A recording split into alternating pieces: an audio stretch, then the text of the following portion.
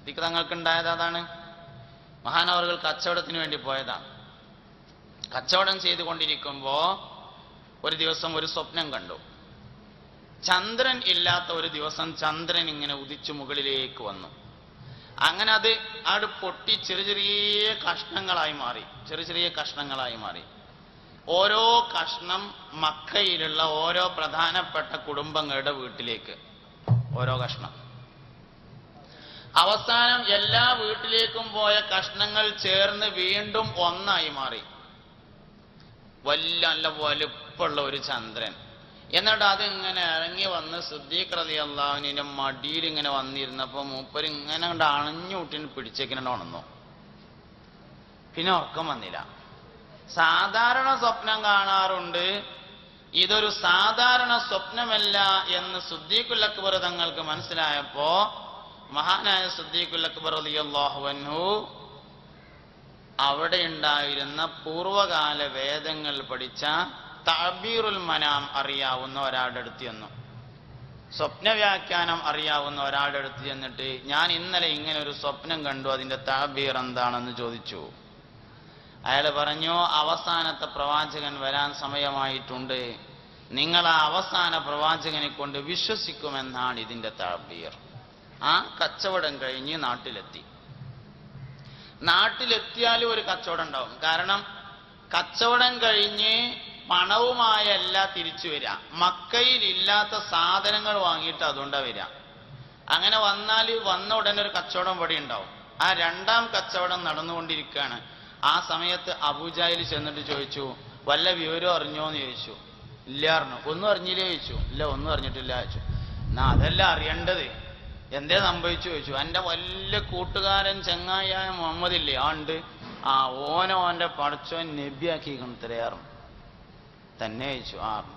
സിദ്ദീഖ് റളിയല്ലാഹു അൻഹു ഒന്നും മിണ്ടാതെ മെല്ലെ വീട്ടിൽ പോയിട്ട് നന്നായി ഒന്ന് കുളിച്ച് ഡ്രസ്സൊക്കെ ഒന്ന് മാറ്റിയിട്ട് പുണ്യ നബി സല്ലല്ലാഹു അലൈഹി വസല്ലമയുടെ അടുക്കൽ വന്നു. എന്നിട്ട് ചോദിച്ചു, മുഹമ്മദേ, ഞാൻ കേട്ടത് സത്യമാണോ എന്ന് ചോദിച്ചു. അതില് പറഞ്ഞു, സിദ്ദീഖ് അബ്ദുൽ കാബ എന്നാണ് പഴയ പേര്. അബ്ദുൽ കാബ, എന്നെ അല്ലാഹു റസൂലാക്കിയിരിക്കുന്നു, എനിക്ക് ഖുർആൻ അവതരിച്ചിട്ടുണ്ട്. ബിസ്മില്ലാഹിർ റഹ്മാനിർ റഹീം, ഇഖ്റ ബിസ്മി റബ്ബിക്കല്ലദീ ഖലഖ്, ഖലഖൽ ഇൻസാന മിൻ അലഖ്, ഇഖ്റ വറബ്ബുക്കൽ അക്രമുല്ലദീ അല്ലമ ബിൽ ഖലം, അല്ലമൽ ഇൻസാന മാ ലം യഅലം ഓതിക്കൊടുത്തപ്പോ സയ്യിദുനാ സിദ്ദീഖുൽ അക്ബർ റളിയല്ലാഹു അൻഹു പറഞ്ഞു, ഞാൻ വിശ്വസിച്ചിരിക്കുന്നു. പിന്നെ അത് പല ആളുകളും സ്വീപ്പാക്കാൻ നോക്കിയിട്ടുണ്ട്. സിദ്ദീഖ് റളിയല്ലാഹു അൻഹു ഒരുപാട് ആളുകൾ സ്വീപ്പാക്കാൻ വേണ്ടി നോക്കി. ഏറ്റവും പ്രധാനപ്പെട്ട അവസരം ഉണ്ടായത് മിഅ്റാജിന്റെ രാത്രി രാവിലെ സുബ്ഹി നിസ്കാരം കഴിഞ്ഞ് നബി സല്ലല്ലാഹു അലൈഹി വസല്ലമ തങ്ങൾ വിഷയാവതരണം നടത്തുന്ന സമയത്ത് സിദ്ദീഖ് റളിയല്ലാഹു അൻഹു ഭാര്യ വീട്ടിലേക്ക് പോയതാണ്. അദ്ദേഹത്തിന്റെ ഭാര്യ വീട് മദീനയുടെ അതിർത്തിയിലായിരുന്നു. മദീനയുടെ അതിർത്തിയിലുള്ള ഭാര്യ വീട്ടിലേക്ക് പോയതായിരുന്നു. മിഅ്റാജിന്റെ വിശദീകരണം കേട്ട് അത് വിശ്വസിക്കാൻ കഴിയാതിരുന്ന മുനാഫിക്കുകൾ മെല്ലെ സദസ്സിൽ നിന്ന് എഴുന്നേറ്റ് പോയി. വെയില് ചൂടാവാനായപ്പോ സിദ്ദീഖ് റളിയല്ലാഹു അൻഹു ഭാര്യ വീട്ടിൽ നിന്ന് മടങ്ങി വരുന്നത് അവർ കാത്തുനിന്നു. സിദ്ദീഖ് തങ്ങളെ സമീപിച്ചവർ പറഞ്ഞു, അല്ലയോ അബൂബക്കർ, നീ അറിഞ്ഞോ? എന്തെന്ന് ചോദിച്ചു. ഒന്നും അറിഞ്ഞിട്ടില്ലല്ലേ? ഇല്ല, ഒന്നും അറിഞ്ഞിട്ടില്ല. എന്നാൽ സാധാരണ ഇതുവരെ നടന്ന വിടൽസ് പോലത്തതല്ല ഇപ്പത്തെ വിടൽസ്. ഇന്നലെ രാത്രി കിടന്നുറങ്ങുന്ന സ്ഥലത്ത് നിന്ന് എഴുന്നേറ്റിട്ട് ബൈത്തുൽ മുഖദ്ദസ് കണ്ടുപോയി. ഫലസ്തീനിൽ നമ്മൾ സാധാരണ കച്ചവടത്തിനൊക്കെ പോകുമ്പോൾ 40 ദിവസം ഒട്ടകപ്പുറത്ത് സഞ്ചരിച്ചാൽ മാത്രം എത്തുന്ന ഫലസ്തീനിക്ക് ഇന്നലെ രാത്രി പോയി. എന്നാല് ഫലസ്തീനിൽ ചെന്ന് നിൽക്കുകയാണെങ്കിൽ തിരക്കുണ്ടായിരുന്നില്ല. അവിടുന്ന് 7 ആകാശങ്ങൾ കയറി അവന്റെ റബ്ബിനെ നേർക്ക് നേരെ കണ്ട് സംഭാഷണം നടത്തിയിട്ട് പോയ വഴിക്ക് മടങ്ങി വന്ന് നേരം വെളുത്തപ്പോ അതിന് കിടക്കപ്പായിൽ എന്നാ ഇന്ന് രാവിലെ പറഞ്ഞു പറഞ്ഞു. എന്റെ നബി അത് പറഞ്ഞു ചോദിച്ചു. പറഞ്ഞു പറഞ്ഞു. എന്നാലും അബൂബക്കർ അത് വിശ്വസിച്ചു പറഞ്ഞു റളിയല്ലാഹു അൻഹു. ഇതാണ് ഈമാൻ. നബി സല്ലല്ലാഹു അലൈഹി വസല്ലമ തങ്ങളിൽ താല്പര്യമുണ്ടാവുന്നതിനനുസരിച്ചാണ് ഈമാന് ആ താല്പര്യം കുറയുന്നതിനനുസരിച്ചാണ് ഇമാം പോവല്. താല്പര്യം ഇങ്ങനെ കുറയുന്നതിനനുസരിച്ച് ആദ്യം ഈമാൻ അതിന്റെ കമാലിയത്തിൽ നിന്ന് പോകും, പിന്നെ ഈമാൻ സമ്പൂർണമായും പോകും. ആദ്യം കമാലിയത്തിൽ നിന്ന് പോകും. മുബത്തദീകൾക്കൊക്കെ ഈമാൻ ഉണ്ട്, പക്ഷെ കമാലിയത്തില്ല. എല്ലാ വിദഗ്ധരും പരിശോധിച്ചു നോക്കി, മുസ്ലിം സമൂഹത്തിൽ ഏറ്റവും കൂടുതൽ തർക്കമുണ്ടാവാറുള്ളത് രണ്ട് സമയത്താണ്. ഒന്ന് റബീഉൽ അവ്വലും ഒന്ന് റമദാൻ മാസത്തിലും. റമദാൻ മാസത്തിൽ തോനെ കൂലി കിട്ടണോണ്ട് അത് മുടക്കാൻ നോക്കുക. റബീഉൽ അവ്വലിൽ എങ്ങനെങ്കിലും നബി തങ്ങൾ ഒരു സാധാരണ മനുഷ്യനും കൊണ്ട് ആയി കിട്ടായിട്ട് ഭയങ്കര അടങ്ങേറ്. എങ്ങനെങ്കിലും പറഞ്ഞുപിടിച്ച് ഏതെങ്കിലും ആയത്തില് നബി തങ്ങൾ ഒരു സാധാരണ മനുഷ്യനായി കിട്ടുമോ നോക്കി നടക്കുക ചില ആൾക്കാർ. അത് റബീഉൽ അവ്വലായ ഉണ്ടാവും. ശരിക്കും ആ തർക്കം ആത്മാർത്ഥാണെങ്കിൽ റബീഉൽ അവ്വലിൽ മാത്രം ഉണ്ടാവേണ്ട ഒരു തർക്കമല്ലല്ലോ. ഏതെങ്കിലും രണ്ടാൾക്കാർ 4 സലാത്തി എല്ലാം ഒരുങ്ങണ സമയത്ത് മാത്രം ഈ തർക്കത്തിന്റെ വല്ല ആവശ്യമുണ്ടോ? ഒരാള് ലൂറിസ്കാർക്ക് അങ്ങനെ ഇരിക്കുമ്പോൾ ഒരു 100 സലാത്തി അല്ലട്ടെ എന്ന് കരുതി ലൂറിസ്കരിക്കാൻ വേണ്ടി ഓതൊക്കെ ഉണ്ടാക്കി സുന്നത്തുസ്കാരം കഴിഞ്ഞിട്ട് ഇങ്ങനെ ഇരിക്കുകയാണ്. അപ്പൊ ജമാഅത്ത് തുടങ്ങാൻ കുറച്ച് നേരമുണ്ട്. ഒരു 100 സലാത്തി അല്ലട്ടെ എന്ന് കരുതിയാല് ഒരു വഹാബിയോടോ ഒരു ജമാഅത്തുകാരനോടോ ഞാൻ ഒരു 100 സലാത്ത് ദുഹറിന്റെ മുമ്പ് ചെല്ലട്ടെ എന്ന് ചോദിച്ചാൽ എന്താ മറുപടി? ഏയ്, നബിയോ അല്ലെങ്കിൽ സഹാബത്തോ സച്ചരിതരായ മുൻഗാമികളോ ളുഹർ നിസ്കാരം ജമാഅത്ത് പ്രതീക്ഷിച്ചുകൊണ്ടിരിക്കുന്ന സമയത്ത് 100 സ്വലാത്ത് ചൊല്ലിയതായി സ്വഹീഹായ ഒരു രേഖയിലും സ്ഥിരപ്പെട്ടിട്ടില്ലാത്തതിനാൽ പാടില്ല. എന്നാൽ ളുഹറിന്റെ ശേഷാക്കട്ടെ എന്ന് കരുതിയാലോ? നബിയോ സഹാബത്തോ സച്ചരിതരായ മുൻഗാമികളോ ളുഹർ നിസ്കാരത്തിന്റെ ശേഷം 100 സ്വലാത്ത് ചൊല്ലിയതായി ബലമായ ഒരു രേഖയിലും തെളിയിക്കപ്പെട്ടിട്ടില്ല. എന്നാൽ 101 ആക്കട്ടെ എന്ന് കരുതിയാലോ? ഒരിക്കലും പറ്റൂല. കാരണം നബിയോ സഹാബത്തോ സച്ചരിതരായ മുൻഗാമികളോ ളുഹറിന്റെ ശേഷം 101 സ്വലാത്ത് ചൊല്ലിയതായി എവിടെയും സ്ഥിരപ്പെട്ടിട്ടില്ല. എന്താ കാട്ടാം? അസറിന്റെ ശേഷാക്കിയാലും കോല തന്നെയല്ലേ, മഗ്രിബിന്റെ തൊട്ട് മുന്നേ ആയാലും പ്രശ്നം തന്നെയല്ലേ, 11 മണിക്കായാലും കേസ് ഇങ്ങനെ തന്നെയാണ്. അവസാനം എന്താ ഉള്ളത്? സ്വലാത്തില്ല. ഫലത്തിൽ സ്വലാത്ത് ചെല്ലാൻ പാടില്ല എന്ന് പറയുന്നതിന് പകരാണ് ചില വിഷയങ്ങളിലൊക്കെ ഇങ്ങനെയാണ് പറയാം. ഇപ്പോ അലോപ്പതി ചികിത്സയില് അപസ്മാരത്തിന് മരുന്ന് കുടിക്കേണ്ടത് 20 കൊല്ലാണ്. ചെവിക്കല്ല, ഞാനൊരു ഉദാഹരണം പറയാം. അലോപ്പതിയില് അപസ്മാര രോഗത്തിന് മരുന്ന് കുടിക്കേണ്ടത് 20 കൊല്ലാണ്.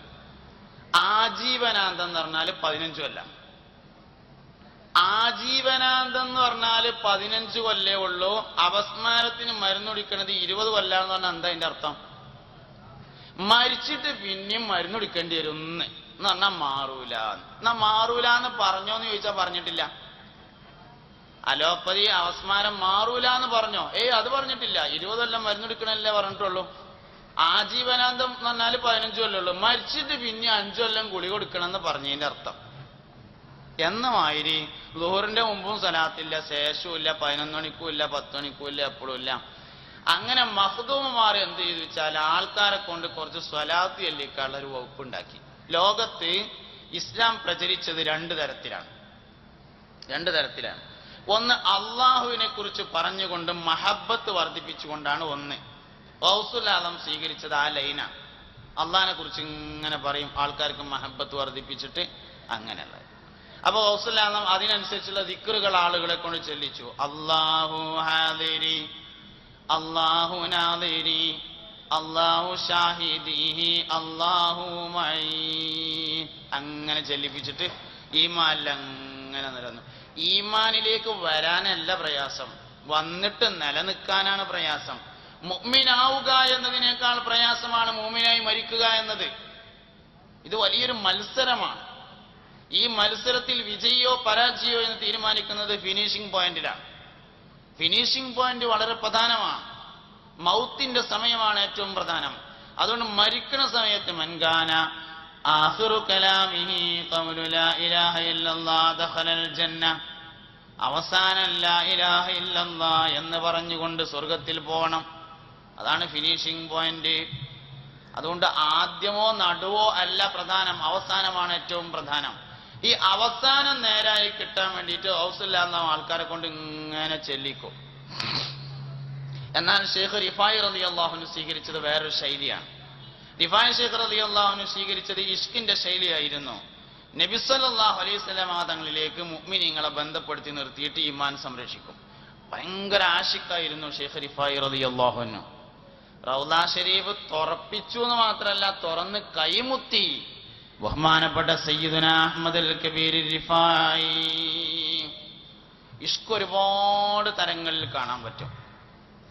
നബി സല്ലല്ലാഹു അലൈഹി വസല്ലം തങ്ങൾക്ക് ബിലാലുൽ മുഅദ്ദിൻ റളിയല്ലാഹു അൻഹുവിനോട് താല്പര്യം, മഹബത്തും ഇഷ്കും തോന്നിയപ്പോ വാങ്ക് കൊടുക്കാനുള്ള അവസരം അദ്ദേഹത്തിന് കൊടുത്തു. അതൊരു ഇഷ്കാണ്. ശരിക്കും വാങ്ക് ഇറങ്ങിയത് ഉമർ ഇബ്നുൽ ഖത്താബ് റളിയല്ലാഹു അൻഹുവിനാണ്. ഉമർ റളിയല്ലാഹു അൻഹുവാണ് ഉറക്കത്തിൽ കണ്ടത്. അതിനെ തഈദ് ചെയ്യാൻ വേണ്ടി ഒരുപാട് സഹാബികൾ കണ്ടിരുന്നു. അൽഫാദ് മുഴുവനായും കണ്ടയാള് ഉമർ ഇബ്നുൽ ഖത്താബ് റളിയല്ലാഹു അൻഹുവാണ്. രാവിലെ ആദ്യം ചെന്ന് വിവരം പറഞ്ഞതും ഉമർ റളിയല്ലാഹു അൻഹു. ഉമർ റളിയല്ലാഹു അൻഹു ശബ്ദം കുറഞ്ഞ ആളാന്ന് നമുക്ക് ആർക്കെങ്കിലും അഭിപ്രായം ഉണ്ടോ? മക്കത്ത് ആർക്കെങ്കിലും ഒന്ന് ഒച്ച ഉണ്ടെങ്കിൽ ആർക്കേ ഉള്ളൂ, അത് ഉമറിനുള്ളത്. അതുകൊണ്ട് ഒച്ച കുറഞ്ഞ ആളൊന്നല്ല. പിന്നെന്തിനാ ബിലാലുൽ മുഅദ്ദിനെ ബാങ്ക് കൊടുക്കാൻ ഏൽപ്പിച്ചത്? നബിതങ്ങൾക്ക് ബിലാലുൽ മുഅദ്ദിനോട് അതിശക്തമായ താല്പര്യം. അതുകൊണ്ട് ഉമറെ, നീ ഈ ലഫ്ള് ബിലാലിന് പറഞ്ഞു കൊടുത്തിട്ട് ബിലാൽ പറയട്ടെ. ഉമറിന് അത് കാണാതെ അറിയാലോ, മൂപ്പർക്ക് ശബ്ദം ഉണ്ടല്ലോ, മൂപ്പരെ കൊണ്ടാണ് പറയിപ്പിച്ചാ പോരാ. അത് നല്ലൊരു അവസരം, അതെനിക്ക് ബിലാലിന് കൊടുത്തു. എന്നാ ബിലാൽ എന്താ ചെയ്തത്? ബിലാൽ റളിയല്ലാഹു അൻഹു ചെയ്തത്, നബി സല്ലല്ലാഹു അലൈഹി വസല്ലം തങ്ങൾ വഫാത്തായപ്പോൾ വാങ്ക് കൊടുത്തില്ല. നബിതങ്ങൾ ബിലാലിനോട് മഹബത്തുണ്ടായപ്പോ വാങ്ക് കൊടുക്കാൻ പറഞ്ഞു. ബിലാൽ നബിതങ്ങളോട് മഹബത്തുണ്ടായപ്പോ വാങ്ക് കൊടുക്കാതിരുന്നു. അങ്ങനെ ഉണ്ടായത്. അപ്പൊ മഹബത്തിന് അങ്ങനെ പല തലങ്ങളുണ്ട്. ആശിഖാണ് ബഹുമാനപ്പെട്ട അഹ്മദ് അൽ കബീർ റിഫായി റളിയല്ലാഹു അൻഹു. മൂപ്പർ ആദ്യ കാലഘട്ടത്തിൽ മദീനത്തേക്ക് പോയില്ല. അതൊരു ഇഷ്കാണ്. പോകാൻ കഴിയണില്ല, അങ്ങനെ പോയില്ല. അവസാനം വഫാത്തിന്റെ സമയമായപ്പോ ഒന്ന് ചെന്ന്, വഫാത്തിന്റെ മുമ്പ് ഒന്ന് പോയിട്ടൊരു സമ്മതം ചോദിക്കാമെന്ന് തീരുമാനിച്ചു. അങ്ങനെയാണ് ബഹുമാനപ്പെട്ട സയ്യിദുനാ അഹ്മദ് അൽ കബീർ റിഫായി റളിയല്ലാഹു അൻഹു നബി സല്ലല്ലാഹു അലൈഹി വസല്ലമ തങ്ങളുടെ റൗള ഷരീഫിലേക്ക് ചെല്ലുന്നത്. ചെന്ന് സിയാറത്ത് ചെയ്തുകൊണ്ട് ഇങ്ങനെ നിൽക്കുമ്പോ മഹാനവറുകൾക്ക് കൽബിൽ ഒരാശ തോന്നി. അള്ളാഹുവിന്റെ റസൂൽ ഒന്ന് കൈനീട്ടി തന്നാൽ എനിക്ക് മുത്താമല്ലോ എന്ന് തോന്നി. അപ്പോൾ ഒരു പാട്ടുപാടി. ഇഷ്ക് കൂടിയാ പിന്നെ പാട്ട് വരും, ആർക്കും വരുന്ന വരണം. അപ്പോഴേ ഇഷ്ക് കൂടിയെന്ന് മനസ്സിലാവുള്ളൂ. ഇഷ്ക് കൂടിയ പാട്ട് വരണം. അങ്ങനെ ശൈഖ് റിഫായി റളിയല്ലാഹു അൻഹു പാട്ട് വന്നു. ഫീ ഹാലത്തിൽ ബുഅദി റൂഹി കുന്തു റുസിലുഹാ തുഖബ്ബിലുൽ അർള അന്നി വഹിയ നായിബതി. നബിയെ, അങ്ങകല വിദൂരത്ത് നിന്ന് സാധുവായ അഹമ്മദ് അവന്റെ ആത്മാവിനെ എന്നും ഇങ്ങോട്ട് പറഞ്ഞേക്കാറുണ്ട്. നബിയെ, ഇന്നിതാ ശരീരത്തോടുകൂടെ അഹമ്മദ് ഇവിടെ വന്നിരിക്കുന്നു. അള്ളാഹുവിന്റെ റസൂലേ, നിങ്ങളുടെ കൈയൊന്ന് നീട്ടിത്തന്നാൽ എനിക്കൊന്ന് മുത്താമല്ലോ എന്ന് പറയേണ്ട താമസം അഷ്റഫുൽ ഖൽഖ് ത്വാഹ റസൂലുള്ളാഹി സ്വല്ലല്ലാഹു അലൈഹി വസല്ലം തന്റെ റൗള ശരീഫിൽ നിന്ന് കൈ നീട്ടിക്കൊടുക്കുകയും മഹാനവറുകൾ അത് മുത്തുന്നത് ധാരാളം ആളുകൾ കണ്ടു നിൽക്കുകയും ചെയ്തു എന്ന് താരീഖിൽ രേഖപ്പെടുത്തിയിട്ടുണ്ട്. ആ റിഫായി ശൈഖ് റളിയല്ലാഹു അൻഹു ഇഷ്കിന്റെ വഴിയാണ് സ്വീകരിച്ചത്. നബിതങ്ങളെ കുറിച്ച് ഇങ്ങനെ പറഞ്ഞിട്ട് മോമിനിങ്ങളുടെ ഈമാൻ സംരക്ഷിച്ചു നിർത്തുക. സിദ്ദീഖ് റളിയല്ലാഹു അൻഹുവിന്റെ പാരമ്പര്യത്തിൽപ്പെട്ട ആളാണ് ശൈഖ് റിഫായി റളിയല്ലാഹു അൻഹു. റിഫായി ശൈഖ് സയ്യിദ് അല്ല, ഗൗസുൽ ആലം സയ്യിദാണ്. റിഫായി ശൈഖ് സയ്യിദ് അല്ല. സിദ്ദീഖ് റളിയല്ലാഹു അൻഹു തങ്ങൾ എന്ന് നമ്മൾ പറഞ്ഞത് ബഹുമാനിച്ചുകൊണ്ട് പറയാം. റിഫായി ശൈഖ് തങ്ങൾ എന്ന് നമ്മൾ പറഞ്ഞത് ബഹുമാനാർത്ഥം പറയാണ്. സിദ്ദീഖ് റളിയല്ലാഹുവിന്റെ പാരമ്പര്യമാണ്. സിദ്ദീഖ് റളിയല്ലാഹു അൻഹു ഹാഷിമോ മുത്തലിബിയോ അല്ല, അത് കാരണം അഹ്ലു ബൈത്ത് അല്ല. സിദ്ദീഖ് റളിയല്ലാഹു അൻഹുവിന്റെ പാരമ്പര്യത്തിലുള്ള ആളുകളാൽ ദീൻ നടത്തപ്പെട്ട ഒരു പ്രദേശമാണ് കേരളം. നമ്മുടെ നാട്ടിൽ സിദ്ദീഖ് റളിയല്ലാഹുവിന്റെ പാരമ്പര്യമുള്ള ആളുകളാൽ ദീൻ നടത്തപ്പെട്ടു. വെളിയങ്കോട് ഉമർ ഖാദി റളിയല്ലാഹു അൻഹു സിദ്ദീഖ് റളിയല്ലാഹു അൻഹുവിന്റെ പാരമ്പര്യമാണ്. ഖാദി മുഹമ്മദ് റളിയല്ലാഹു അൻഹു സിദ്ദീഖ് റളിയല്ലാഹു അൻഹുവിന്റെ പാരമ്പര്യമാണ്. സിദ്ദീഖ് റളിയല്ലാഹു അൻഹുവിന്റെ പേരക്കുട്ടി മൗല അബൂബക്കർ സിദ്ദീഖ് റളിയല്ലാഹു അൻഹു എന്ന് പറയുന്ന ആള് ലക്ഷദ്വീപിലെ അമീനിയിൽ വന്നു ദീൻ നടത്തി. അവിടെ മുഴുവൻ 100% മുസ്ലിങ്ങളുള്ള പ്രദേശമാണ്. 100% ആളുകൾ ഇസ്ലാമിലേക്ക് വരുന്നത് ആ ഒരൊറ്റ മനുഷ്യൻ കാരണമാണ്. അവരുടെ പാരമ്പര്യമുള്ള ആളുകൾ കേരളത്തിലേക്കും വന്നു. കേരളത്തിലെ പ്രധാനപ്പെട്ട ഖാദി കുടുംബമൊക്കെ സിദ്ദീഖ് റളിയല്ലാഹുവിന്റെ പാരമ്പര്യമാണ്. ഖാദി മുഹമ്മദ് റളിയല്ലാഹു അൻഹു കോഴിക്കോട്, ഉമർ ഖാദി റളിയല്ലാഹു അൻഹു ചെറുശ്ശേരി ഉസ്താദിന്റെ ഖാദിയാരകം എന്നാണ്. അങ്ങനെ ഖാദി കുടുംബങ്ങളൊക്കെ അങ്ങനെ വന്നതാണ്. സിദ്ദീഖ് റളിയല്ലാഹു അൻഹു, മഖ്ദൂമുമാർ സിദ്ദീഖ് റളിയല്ലാഹു അൻഹുവിന്റെ പാരമ്പര്യത്തിലുള്ള ആളുകളാണ്.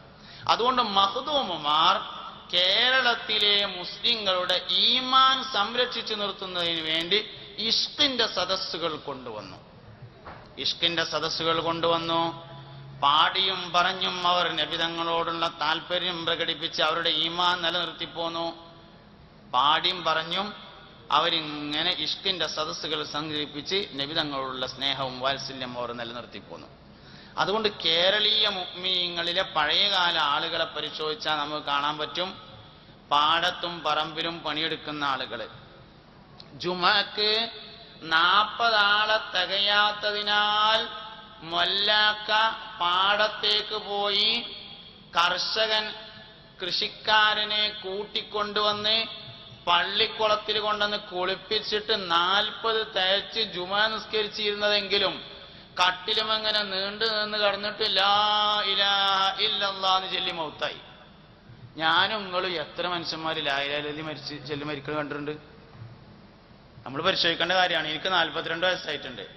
ഈ 42 വയസ്സിനിടയിൽ ഞാൻ ഒരുപാട് മനുഷ്യന്മാർ മരിക്കുന്നുണ്ട്. എത്ര ആളുകൾ ലാ ഇലാഹ ഇല്ലല്ലാഹ് എന്ന് ചൊല്ലി എന്ന് ചോദിച്ചാൽ അതിന്റെ ഉത്തരം പറയാൻ പ്രയാസമാണ്. എന്തുകൊണ്ട്? ഞമ്മക്കിങ്ങനെ പലരും പറഞ്ഞു ഇങ്ങനെ, അല്ലെങ്കിൽ ഇപ്പൊ ഇങ്ങനെയൊക്കെ വേണോ, നബിതങ്ങൾ മങ്കൂസുമൽ ഓതിയിട്ടുണ്ടോ, സിദ്ദീഖ് റളിയല്ലാഹു അൻഹു ഓതിയിട്ടുണ്ടോ എന്നൊക്കെ തോന്നി. ഇപ്പൊ അത് ശരി തന്നെയല്ലേ, നബിതങ്ങളും സിദ്ദീഖ് റളിയല്ലാഹു അൻഹുവൊക്കെ മങ്കൂസുമൽ ഓതിയിട്ടുണ്ടോ എന്ന് നമുക്ക് തോന്നി. നമ്മൾ എന്താ ചെയ്യല് വെച്ചാൽ മറ്റുള്ളവരെ ആദർശങ്ങൾ പഠിക്കാൻ വേണ്ടി ശ്രമിക്കല, നമ്മളത് പഠിക്കലില്ല.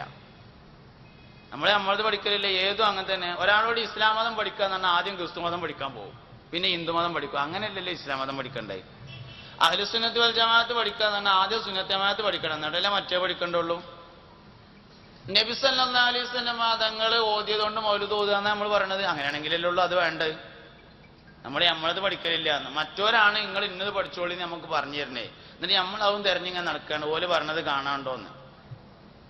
നമ്മൾ ആദ്യം നമ്മുടെ ആദർശങ്ങൾ പഠിക്കണം. എന്തിന്റെ പേരിലാണ് നമ്മൾ മൗലിദ് നടത്തുന്നത് എന്നത് ആദ്യം പഠിക്കണം. ഹദീസിന്റെ അടിസ്ഥാനത്തിലാണോ, ആയത്തിന്റെ അടിസ്ഥാനത്തിലാണോ, ചരിത്രത്തിന്റെ അടിസ്ഥാനത്തിലാണോ, ഇതൊന്നും അല്ലാത്ത വേറെ വല്ല അടിസ്ഥാനത്തിലാണോ? അത് നമ്മൾ ആദ്യം നമ്മുടേത് പഠിച്ചിട്ട് മനസ്സിലായ മാതിരി പറയണം. നമുക്ക് എങ്ങനെയാണോ ആ വിഷയം മനസ്സിലായത് അങ്ങനെ പറഞ്ഞു കൊടുക്കാൻ ശ്രമിച്ചാൽ ആർക്കും മനസ്സിലാവും. ഞമ്മക്ക് മനസ്സിലാവാത്തൊരു കാര്യം വേറെ ആളോട് പറഞ്ഞു കൊടുത്തിട്ട് അയാൾക്ക് മനസ്സിലാവുമ്പോൾ ഉണ്ടോ? ഇല്ലല്ലോ. അതുകൊണ്ടൊരു വിഷയം നമുക്കാണ് ആദ്യം മനസ്സിലാവേണ്ടത്. എന്നിട്ട് നമുക്ക് എങ്ങനെയാണോ മനസ്സിലായത് അങ്ങനെ പറഞ്ഞു കൊടുക്കണം. ചില മാഷന്മാർ കണക്ക് പഠിപ്പിച്ചാൽ നല്ലോണം എന്താ കാരണം? അയാൾക്ക് കണക്കറിയാം, പഠിപ്പിക്കുന്ന ആൾക്കറിയണം, അപ്പോഴേ കിട്ടുള്ളൂ. ചില ആൾക്കാർ കണക്ക് പഠിപ്പിച്ചാൽ ഹിന്ദി പഠിപ്പിച്ചാൽ എത്രയാലും മനസ്സിലാവില്ല. എന്തേ? പഠിപ്പിക്കുന്ന ആൾക്ക് ഹിന്ദി അറിയില്ല. തൽക്കാലം അങ്ങനെ ഹിന്ദി പഠിപ്പിക്കാൻ നേരത്തെ ആ ടെക്സ്റ്റ് ബുക്ക് നോക്കിയാണ് വന്നതാണ്, പഠിയില്ല. അങ്ങനെയാണ്. ഒരാൾ പഠിപ്പിച്ച ഒരു കാര്യം പഠിക്കണമെങ്കിൽ അയാൾക്കത് മനസ്സിലാവുകയും മനസ്സിലായ മാതിരി പഠിപ്പിക്കും വേണം. അതുകൊണ്ട് അഹ്ലുസുന്നത്തി വൽ ജമാഅ എന്താണെന്ന് നമുക്ക് ആദ്യം പഠിക്കണം. എന്നിട്ട് നമുക്ക് പഠിഞ്ഞ അതേമാതിരി പഠിപ്പിക്കണം. ഇപ്പോൾ ചില ആൾക്കാർക്ക് ഇംഗ്ലീഷ് പഠിക്കാൻ കഴിയില്ല, കണക്ക് പഠിക്കാൻ പറയും. അപ്പോൾ അവരോട് മാഷന്മാരോട് ചോദിച്ചാൽ എങ്ങനെയാണോ കണക്ക് പഠിയുന്നത് അങ്ങനെ ഇംഗ്ലീഷ് പഠിപ്പിക്കാൻ പറയും. ചില ആൾക്കാർക്ക് ഇംഗ്ലീഷ് വേഗം പഠിയും, കണക്ക് പഠിയില്ല. അപ്പൊ അയാൾക്ക് എങ്ങനെയാണോ ഇംഗ്ലീഷ് പഠിയുന്നത് അങ്ങനെ കണക്കും പഠിച്ചാൽ ഇങ്ങനെയാണ്. അപ്പൊ നമുക്ക് എങ്ങനെയാണോ പഠിഞ്ഞത് അങ്ങനെ പഠിപ്പിക്കാൻ ശ്രമിക്കണം. അതിന് നമ്മൾ ആദ്യം പഠിക്കുകയാണ് വേണ്ടത്. നമ്മൾ ആദ്യം പഠിപ്പിക്കും. ഇസ്ലാം പറയാൻ പറഞ്ഞ അപ്പൊ പറയാ സമന്വിത മഹാമതായിരിക്കാതാശിഷ്യശാഖാസമന്വിതം. അതാ ഇസ്ലാം. അതല്ലല്ലോ ഇസ്ലാം. ഇസ്ലാം എന്താ? എന്നാ അത് പറഞ്ഞാൽ എന്താ ഉള്ള പ്രശ്നം? അത് പറഞ്ഞാൽ നമ്മൾ 2 വരിയൊക്കെ ഉഷാറായിട്ട് ചൊല്ലിയിട്ട് ഉഷാറായി എന്ന് പറയും. അതിന് മറുപടി മറ്റോട് ചോദിച്ചു നോക്കണം, അപ്പോഴല്ലേ അറിയുള്ളൂ. അങ്ങനെ ഭവിഷ്യൽ പുരാണം എന്ന് പറയുന്ന ഒരു പുരാണത്തിൽ തന്നെ അവർക്ക് വിശ്വാസമില്ല. ഖുർആനില്ലാത്തൊരു സാധനം പറഞ്ഞിട്ട് നിങ്ങളെ ഖുർആനിൽ അങ്ങനെ ഉണ്ട് പറഞ്ഞാൽ നമ്മളെന്താ പറയാ? ഭവിഷ്യൽ പുരാണം എന്നൊരു പുരാണമുണ്ട് എന്ന വിശ്വാസം പോലും അവർക്കില്ല. എന്നിട്ട് നമ്മൾ പാട്ട് പാടിയിട്ട് ഭവിഷ്യൽ പുരാണത്തിൽ അങ്ങനെ ഉണ്ട് എന്ന് പറയാം. എന്തർത്ഥം അതിലുള്ളത്? ഓർക്ക് അങ്ങനെ ഒരു സാധനം ഉണ്ട് എന്ന് തന്നെ വിശ്വാസമില്ല. ഒരർത്ഥം അതിലില്ല. സാധനം പഠിക്കണ്ടെന്ന് ഞാൻ പറഞ്ഞതിന് അർത്ഥമല്ല, പഠിച്ചിട്ട് അത് വേണ്ടെന്ന് പറയുമ്പോഴേ കേൾക്കുള്ളൂ. അതിനെ ഞാൻ 2 വരി പാടിയത്. മൂപ്പർക്ക് അത് അറിയാത്തോണ്ട് പറഞ്ഞാന്ന് തോന്നുന്നുണ്ട്. 2 വരി പാടിയതാണ്. പഠിച്ചിട്ട് അത് ശരിയല്ല എന്ന് പറയണം, അപ്പോഴാണ് ശരിയാവുള്ളൂ. അതുകൊണ്ട് പഠിക്കലിൽ നിന്നൊഴിഞ്ഞു മാറില്ല ഞാൻ ഈ പറയുന്നത്. ഇസ്ലാം എന്താണെന്ന് മുഹമ്മദ് നബി സല്ലല്ലാഹു അലൈഹി വസല്ലം അവതരിപ്പിച്ചപ്പോൾ പൂർവ്വകാല വേദഗ്രന്ഥങ്ങൾ ഉദ്ധരിച്ചിട്ടില്ല. അതുകൊണ്ട് ഇത്തിബാ അനുസരിച്ച് ഇസ്ലാമിനെ പ്രചരിപ്പിക്കാൻ ഒരാൾ ഉദ്ദേശിക്കുന്നുവെങ്കിൽ പൂർവ്വകാല വേദഗ്രന്ഥങ്ങൾ പരാമർശിക്കേണ്ടതില്ല. എന്താ പരാമർശിക്കേണ്ടത്? ഖുർആൻ ഷരീഫാണ് പരാമർശിക്കേണ്ടത്. ഖുർആൻ